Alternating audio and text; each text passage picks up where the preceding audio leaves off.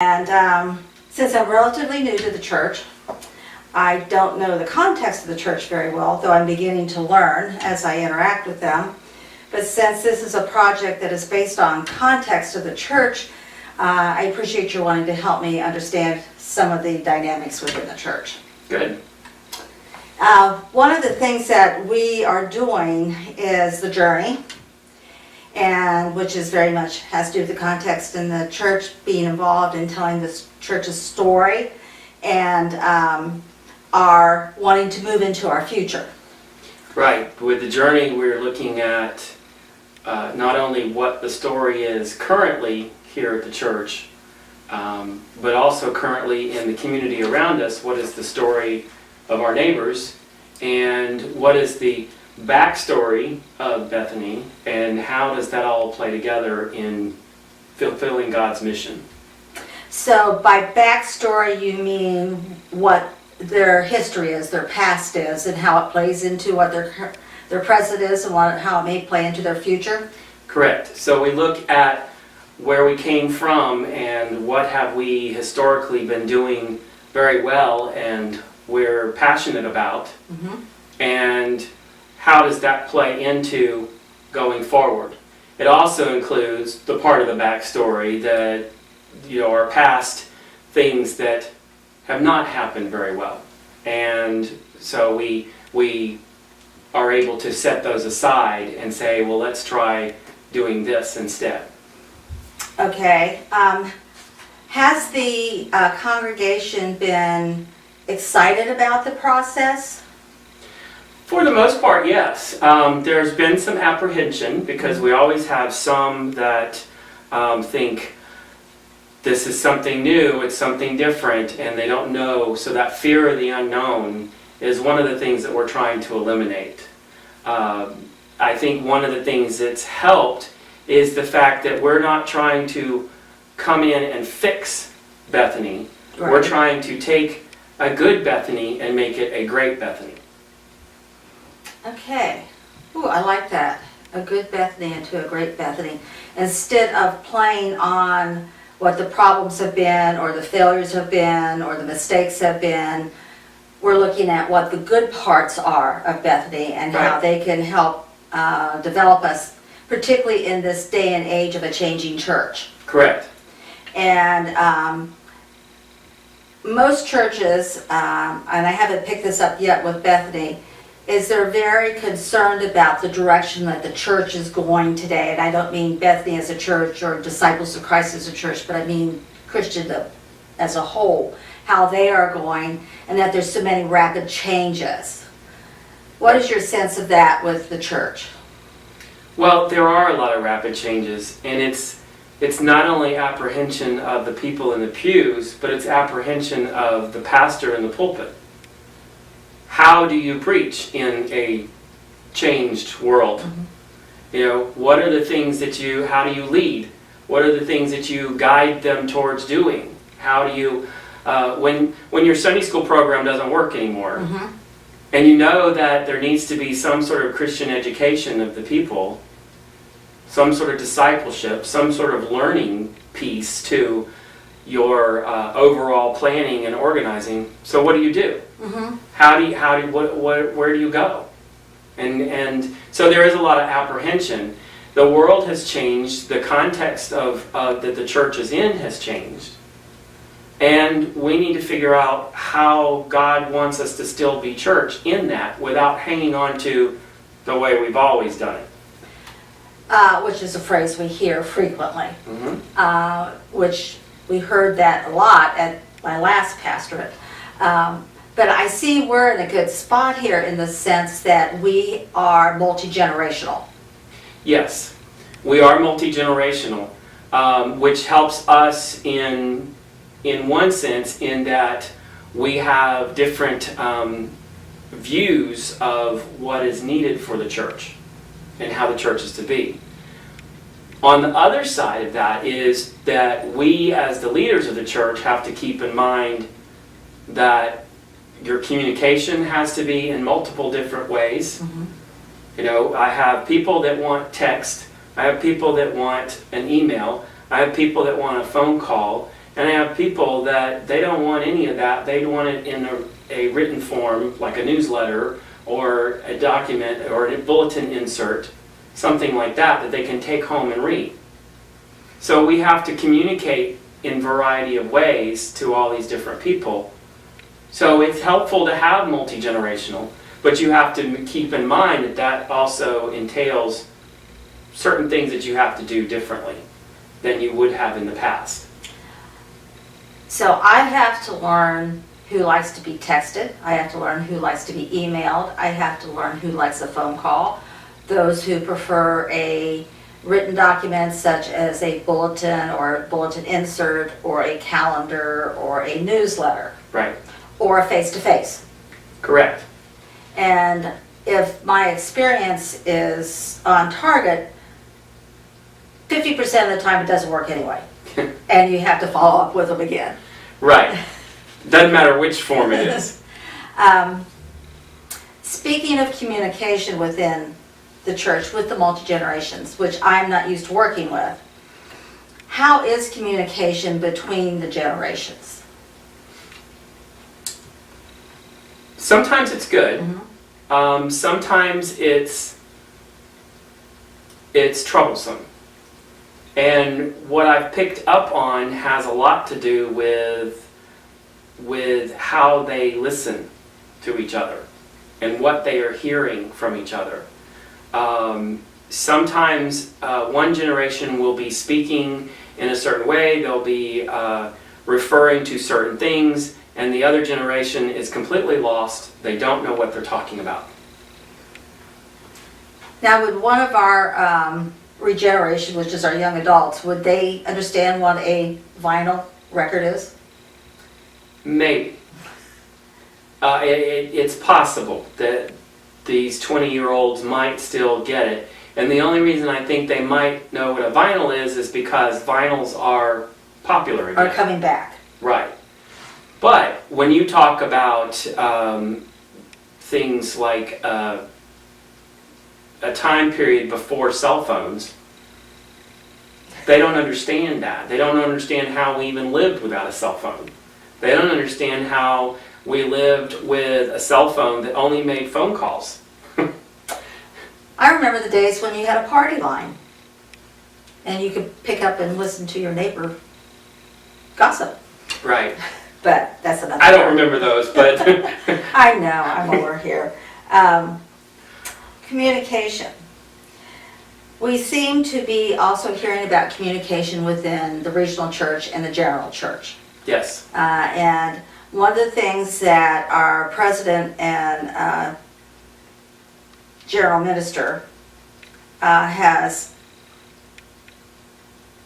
pointed out that she would like to see us go back to as our roots as a movement from the 1800s to Stone, Campbell, and Barton, and that we talk about being unified and that we're not our little individual cells here, here, and here, either in our cultural standard or our age group or the fact that we're very traditional or that we're very emergent, that as a church that we need to come together, and that there seems to be a disconnect to them. When people think about unity, they think about everybody thinking the same and doing the same. And the message that we have got to try and get across is that we are all of one body, in the body of Christ. That's how we are unified, but we can still maintain our differences. Correct. That is a, with her book coming out and with the churches getting involved with looking at wholeness, looking at the unity that's there, looking at the identity statement, and how that pulls us all together is really important, especially in this day and age.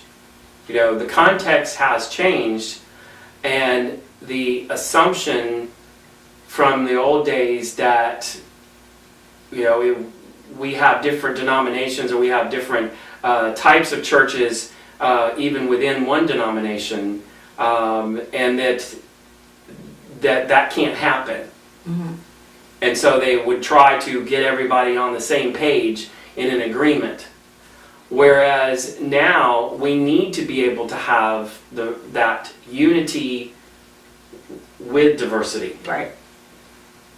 Diversified in ethnicity, diversified in the theological thinking, diversified in the version of the Bible that we use, diversified in whether we use drums and guitars and amplifiers or we only have an organ. Diversified in all these different ways of being church and doing church, but still unified as the people of God. So, if I'm understanding this, is that as a church, as a denomination, as a movement, totally, we have to be able to reflect the world. And the world is diverse. And in that diversity, we bring a lot to the table because we are unified through Christ. Right. Well, think about it this way. Where you have come from before you came to Bethany wasn't reflecting diversity Right. on many different levels. Right. They had become unified, but they'd also become very singular in demographic, in theology, in their way of doing church. How you have to have a board and you have to have all of these things in order to be a church. So they'd kind of narrowed down, and so that caused major difficulties in them continuing on. Whereas a church that is looking to have that diversity within and maintain that diversity within and is still maintaining the unity in Christ, then that church is more apt to bring in people from the context that we are in, the world that we live in. People will come because they see that diversity is okay. So I might not look exactly like that person, but diversity is okay because there's other people. They don't all look alike. They don't all talk alike. They don't all dress alike. They don't all pray the same way. So I'm okay. I can come to this church. But if they look at a church that's very narrow in who they are, they aren't necessarily going to feel comfortable. So a postmodern person is going to look at that. They look for that unity that has diversity built in. When it comes to the congregation, we have a lot, and it's not just this church, but it's many churches that we did not grow up disciple. And therefore they're not aware of who we are in our past, let alone the past of the church. And as I understand it, we are made of our past and our present in order to become our future. And that in that past and present, we have the choice of what we take with us, but it's who we are. Does our congregation, do you think they are knowledgeable of who we are as disciples? I think that the older generations are. They have either been around the disciples long enough to have heard it and learned about where we came from and know where we are. Many of the younger ones, even though they have been around for 10, 20 years, the disciples, they may not know exactly what the disciples came from or what makes us different than Episcopalians or Methodist or Baptist. So that then becomes the job of the pastor and the leaders of the church to continue to try and find ways to introduce and educate the younger ones or newer people to the disciples, and continue to lift up who we are and where we came from and what makes us who we are. I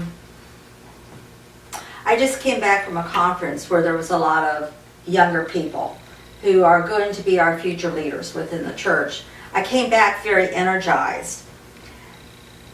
But I heard from them, because some of them are not going to disciple seminaries, they're going to other types of seminaries, that they do not, if they knew what our history was, they are happy to be disciples for what Disciples offers them. And I think that's very exciting for something that we could be doing within this church, along with our mission, because I think they go hand in hand. And that's a place where I'm going to need to start learning the different groups within the church. And one of the things that I've observed, and you can let me know whether I'm on target with this, we seem to be a large group of people, but we have all these little pods in it. And sometimes these pods don't necessarily intersect or interact with one another. Right. Sometimes the pods overlap, sometimes they don't. Sometimes they communicate well with each other, and sometimes they don't. And yes, that is a part of Bethany. It's pretty much a part of most of the churches, that disciples churches that I've been involved in. There have been pods within. And that can be a good thing, but it can be a bad thing if it's let to go to the extreme, and where you don't try and get them at least interacting at some point. And when they all start separating and intentionally avoiding each other, Right. then you can begin to have problems. But as long as they are within their group, but then they have some periods of overlapping and they communicate with each other, then it should be all right. I'm really interested in these kind of observations, because like we've discussed, that I come from a one-dimensional church, so to speak, and I have not had the ability to interact on several different levels. And that Bethany is more an example of what most churches are within, not even just this denomination, but mainline denominations, period. Right. We're cross-section. Unlike most mainline congregations, we don't have a doctrine, we don't have a creed, we don't tell people how to think, we just nurture them along in their faith development. Correct. So, after reading the things on the journey and having done some research for this particular competency that I'm doing, which includes communication, that there is a huge need for being able to listen to one another deeply, and to make sure what we're hearing is what we're truly hearing, and not just noise in an ear. I ran across a couple of articles which I shared with you as far as ethnography, and I got to thinking it's very similar to the journey in the story in that. Yes. And it and has the congregation become very much a part of that future story. But it seems like it goes a step further in when you give the results that to the congregation, that they have a place in learning where they are, where they stand, where they think theologically, how they're alike, how they're different, how that works, how that doesn't work. Yes. And have you used how do you listen to your people, either as a group or as an individual? One of the things that I've always tried to do was to focus on the questions that I ask in order to get them talking about themselves. And if you learn that art of asking the right questions, questions that force them to reflect and to share about something, and if you get the question to the point of where they're talking about their own life or their own self, then they begin to feel at ease, and they're able to share. And so sometimes you can get them going, and then all you have to do is listen to what they're saying. The trick is to also get them to listen to themselves. Okay. So you have to listen to what they're saying, think about what question you're going to ask that will get them to either continue on or get them to come to a point where they go, oh, yes, okay, I see. And then they begin to take on that and they begin to talk about it, and you've touched something within them to help them grow beyond whatever the situation is or the need that you're discussing or whatever the reason that brought you together to talk. And that can be for the group and it can be for an individual. So I always felt like it's really important to listen and then try and formulate the questions while I'm listening so that it helps draw them out and keep them talking. Which means you cannot have any distractions. True. When you are working with someone, especially when it's an important time with a group or an individual, you really need to have just put those distractions aside. You need to schedule it in so that you can make sure that everybody is together. Storytelling is a big part of what we're learning, and you do very well in telling stories. Was the congregation comfortable with telling their stories? I think they are. Okay. I started that when I got here. Oh, okay. One of the first things that I did when I was called to Bethany, within a month or so, there was the series of get-togethers. And we had it with about 5 or 6 people, so it was very intimate. We didn't have it here at the church, we had it at someone's house.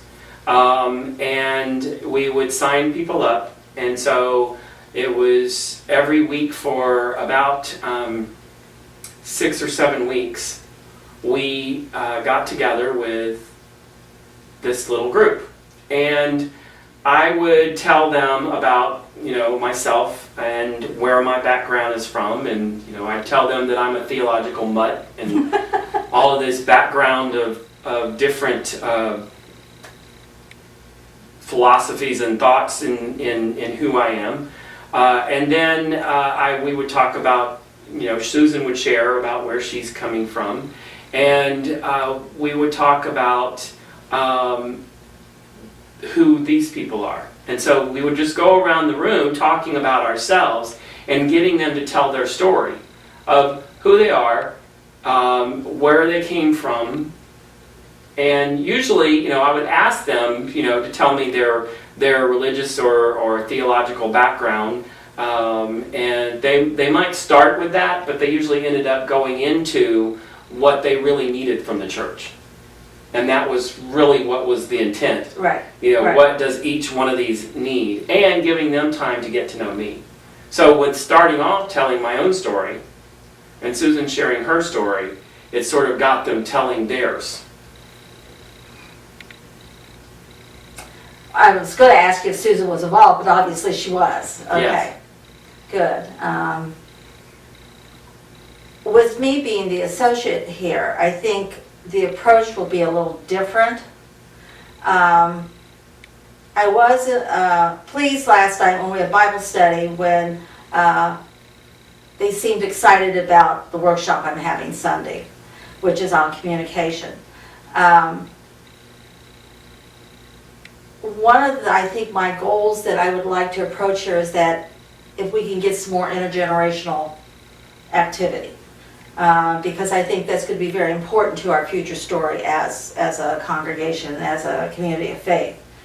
And so some of the communication techniques, I really want to get into them, is this deep listening and stopping to listen and let somebody talk before they respond. And I think maybe part of that I might have them switch places and try to come, after they've learned what the other person or another group has talked about, to, and this may be down the road, to sit in somebody else's shoes and come Yes. from that aspect.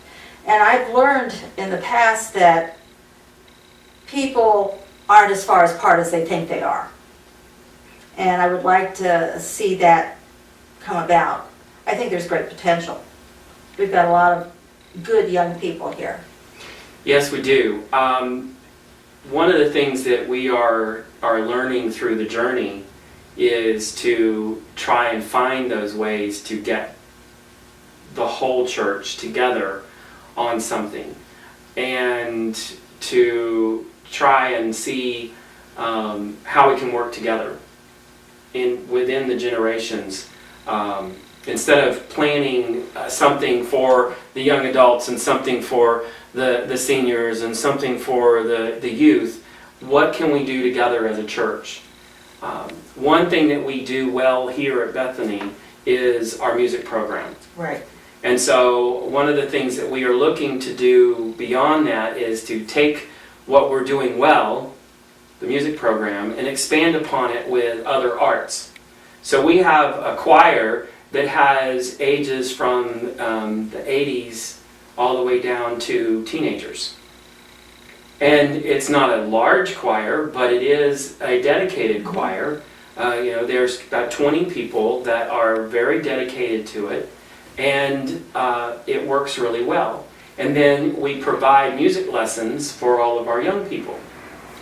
So we want to try and take that same kind of concept of working intergenerational and move it to the other arts, whether it be drawing, painting, drama, dance, writing, creative writing, whatever it may be. But You're an artist, beyond. correct? Correct. So that's one of the things that we're looking at. And another intergenerational aspect is, we have 5 acres here of land, and so we're looking at the thought of doing a community garden. And one of the thoughts that came along with that, and it actually came from one of our teenagers, was to have some raised beds so that some of the older folk can participate too without having to bend over. And they can have a border around it where they can actually sit and work. Oh, that's cool. So, there are ways of being multi-generational, but we just have to discover what it is that we... How Bethany does it. Yes. I know that, and it's not unusual from any church, where you have hit and miss who wants to be involved and those who stand on the side and go, have fun. And I know that has frustrated you. How, as a pastor, and I think you're not just alone in that situation, how do you, I don't want to say resolve it within your life, but how do you integrate it into your pastorate, knowing that it's something that may drive you nuts? It's tough. Mm-hmm. And I think that one of the reasons it's tough for me is previous church had a lot less of that. Right. Where there were leaders that if you needed something, you would say, could you take care of this? And they would immediately go and get a group together and get it taken care of. Coming into here, and I was warned about this from the very beginning, that previous pastor specifically told me that she babied them. Mm-hmm. and did everything for them. And so there is a difficult period that we're still in where trying to get people to take ownership, take charge, and lead forward on something without having to come back and find out what I want, or how I want it to look, or how I want it to be, or Pastor, what do you need, or how do you want it to look, and where do you want us to put this? So there is that part of it. The other part is to be very intentional on delegating. Mm-hmm. And when I delegate, to not just say, would you take care of the Easter egg hunt, but be specific with them. You're planning and organizing and getting your own group together to take care of the Easter egg hunt. So you have to be very specific in what you desire. Right. I don't have any preference. I want you to take care of it. And so I'm trying to delegate, but with them my blessing. And the reason that I try and do it this way is I go back to in Ephesians. It tells us that the church's job is to encourage and equip people. So leaders in the church are to encourage and equip others to do ministry. Right. And so I have, from the very beginning when I got here, have said, it's not my ministry, it's our ministry. And I continue to try and bring people to the table and educate them or equip them or help them know that they're already equipped. Right. Help them realize that they have a gift or a talent that they didn't. And that they can serve in this role and go forward. The trick with that is not so much with the young people, because they tend to latch on things and go. It tends to be with the older ones who think, oh, I've done all of this stuff and I can't do that anymore.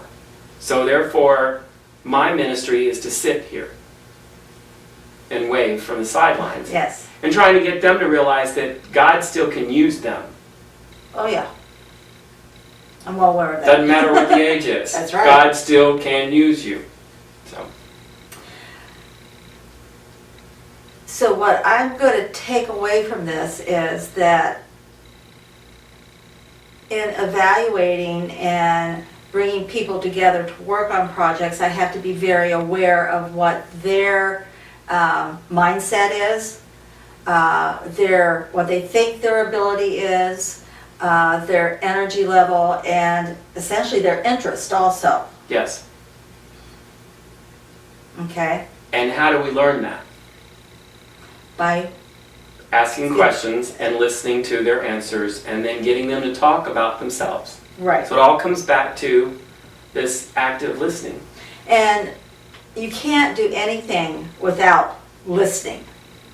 And I think that's where we've had breakdown in the church over the centuries, is that we may hear, but we may not listen, or we listen with a bias of what we think we're hearing. Right. And I think that is another big issue with interactions with people. We all can watch the same ball game, and all of us can come away with a whole different perspective of it, in the sense that I may say, they're rotten. They just didn't do all this week. And you're going, look how improved they were over last week. Perception. Yes. And You find a lot of that on Sunday mornings. in what When sense? after the sermon, after the service, I go to the back and I'm standing there greeting people as they're leaving, and people will react to the sermon and talk to me on the way out, and they will have heard something that I know I didn't say, or I don't think I said that, but that's the way that they perceived it, Right. and that's what they needed to hear that day. And they're just happy as can be because, or they feel like something nudged them, and so I must have been speaking to them, and I wasn't speaking to anybody in specific.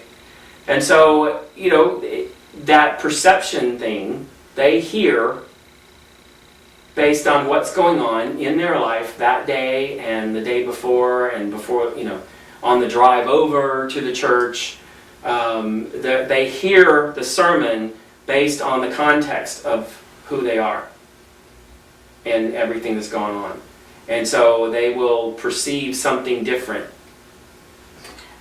When did you find in your ministry here that they became a little bit more open into, for lack of a better word, critiquing your message? It was probably close to a year after being here. That first year is still the honeymoon. Right. And they were still, were walking not on eggshells, but walking softly, or, they didn't want to say anything bad about anything that I said or critique anything that I was doing. So after that first year, then they began to relax a little bit more. He's not going anywhere, this is going to be okay. Mm-hmm. And so then I began to get a little bit more critique back on different things. Because you or I, either one, cannot continue to function in a helpful, nurturing, spiritual education way unless we know how we are affecting them. Right. And if we don't get back feedback, even if we may not particularly like it, if we continue in that same vein, it's not helping anybody. Right. Right. Okay. And part of it would be that I had to learn who I could ask. Okay. Even today, there will still be people that will walk out the door and they'll say, good sermon, and that's it. That's all I ever get from them. I don't know whether they're afraid to critique it or afraid to say at some point, but there are certain others that I can go to and they will bluntly tell me, okay, you went from preaching to meddling today. You gave me a lot to think about, and now I got to go home and deal with this. Mm-hmm. So, or I really didn't understand what you were saying. So I have to know who to go to and ask. I find that somewhat amusing because it's what I did at Pulpit Supply here once, and I can't even remember what I was preaching on at the time, but apparently I had used an example of being in a board meeting. And somebody on the way out the door, now I almost think I know who it is after having interacted with the congregation some, is that you were almost meddling in our business. Right. And it's kind of nice to see that frankness, but I hope there will come a day that I can say, well, maybe it's a message we need to look at. Right. Is this something God is calling us to do? And of course, I just knew in school, and probably one of my first sermons, I was like, okay. But I'm at the point, I do have people go out and say, I really enjoyed your sermon, I like what you had to say. But I have, one of our professors suggested that what we do is not on Sunday morning, but say at a Wednesday evening Bible study, say, well, what did you think of the sermon on Sunday? Can you give me any feedback? What did you think it was about? Or just listen to them talk. And I've had some really strange things come out of what the point of my sermon was, which was not the point of my sermon. Right. Which is another form of communication. So we have to be really cognizant and aware of what we're saying up there, because while we are preaching the Word of God and hopefully we are speaking a truth, that we don't go off on a tangent someplace. True. But, keeping aware of not going off on the tangent, not preaching as a reaction to something that happened at the church. that week Mhm. or that month, because you don't want people to think that you are pinpointing them or using them as the point of your sermon. You don't want them to feel like you're oppressing them or coming down on them or making them be seen in a different light. And I have seen that happen. Yes. I have relatives who have said, that sermon was aimed at me because blah, blah, blah, blah. And I'm going, well, maybe not, because it is a universal issue or it is a universal problem, and maybe you're just feeling sensitive about it. But do you watch the responses of the people sitting in the pew on Sunday morning? I used to. Mm-hmm. I don't anymore. And the reason that I used to, well, the reason I don't is because when I used to, I would see a response and then I would start trying to think, well, why are they reacting that way? And what I had to come to realize was, you don't know what is going on with that person. So if they, make a face or something, it might not be what I just said that caused the reaction. It could be any number of things. Could have had heartburn. You could have had heartburn, Yeah. Or they could have had somebody say something to them when I wasn't looking. Right. So I don't know what their thing is. The other part was that the church where I was before had about 5 or 6 retired pastors in there. And so I had to learn to not look to them to make sure that what I was saying was right, because if they made a face or turned their head or did something, again, it could be a reaction to something else going on or heartburn or whatever, and I was taking it as, oh, I just said the wrong thing. So I had to be very careful about who I look at. I do still look to certain places, and you learn that when you learn the congregation. You begin to learn where it's safe to look and where you don't look. And that's just a part of learning how to do that role of ministry, the preaching role. I know that, Alan sits so far back you can't hardly see him. Right. And Brad, I have a tendency not to look at him. And I tend to watch you. That's because I'm sitting up front. Yes, but I'm learning that you smile a lot, so I could be saying something totally off base. You'd still be smiling. But, so what I'm gathering here is part of what my journey is in learning the congregation is to first get to know people one-on-one,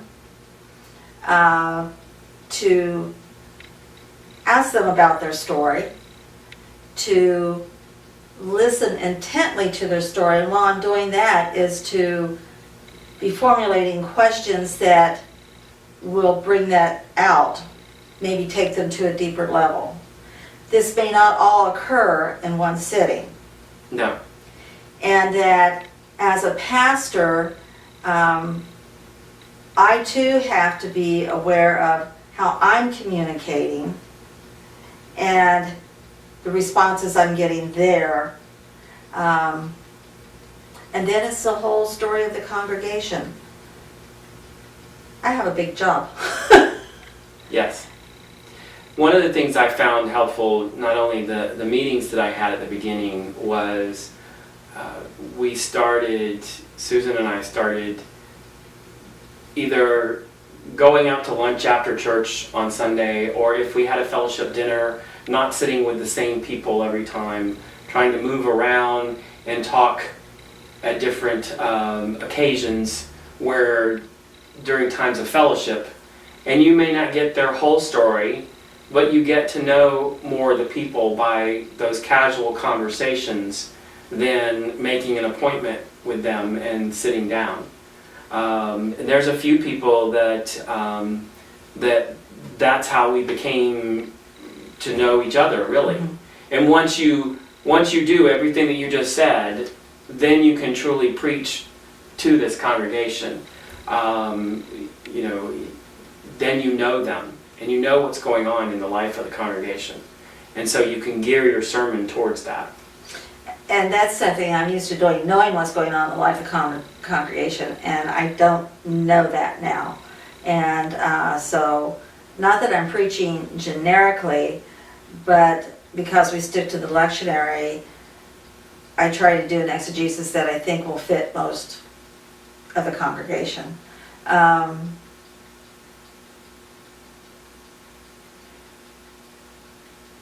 Now I lost my train of thought. And it will probably take me a year and a half before I really get comfortable in this. How long did it take people to start trusting you to come to you with divulging some of their life with you? Again, it depends on the generation. The older generation, by the authority of being the pastor, felt like it was okay pretty much from the very beginning. The younger generations, under 20s, teenagers, kids, they tend to just jump right in there telling you what's going on in their lives. It's that middle group that needs to be reassured. So some of them were right away, and some of them it was more about 6-8 months at least. Okay. Sometimes it's like having a toddler that you're trying to encourage to be independent. That, yes, you can pour your milk on your cereal, but you need to do it with a pitcher. And to nurture them along in that sense. To build the esteem, build the self-confidence, so there may be more time and energy involved in the beginning to get them to be independent leaders than they are now. Yes. I thought I was done raising toddlers. Now you got a whole church full. That's right. I felt very welcomed here, so I am grateful for that, and you've certainly been more than gracious. Encourage and equip, that's what we're supposed to do. I read that someplace. Well, James, thank you for meeting with me today, and I've got a lot to think about and a lot to take off with me, so thank you. Let's see if I just hope the sound, well, it's still recording, so thank God it didn't kick